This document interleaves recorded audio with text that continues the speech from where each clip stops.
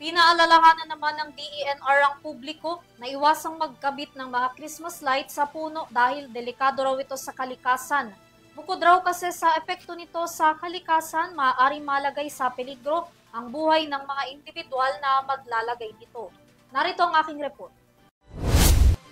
Habang abala ang publiko sa pagdidisenyo ng mga palamuti at makukulay na bagay at pailaw bilang nakagawian ng tradisyon ng mga Pilipino tuwing paparating na ang Kapaskuhan, nagpaalala ang Department of Environment and Natural Resources o DENR na kung maaari ay wag nang isama pa ang mga puno sa pagsasabitan ng mga Christmas lights.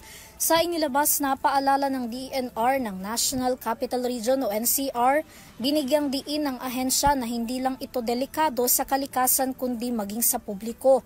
Bukod kasi sa naidudulot nitong pagkasira sa puno at abala sa mga hayop na dumadapo dito, maaari rin daw itong magsanhi ng aksidente at sunog kung saan pa man din abala ang lahat sa preparasyon ng Kapaskuhan.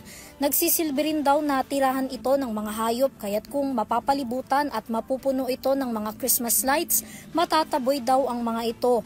Bagamat wala naman daw polisiya sa bansa na naguutos nito, naniniwala ang DENR na ang kanilang anunsyo ay magsisilbi bilang paalala na pangalagaan din ang kalikasan.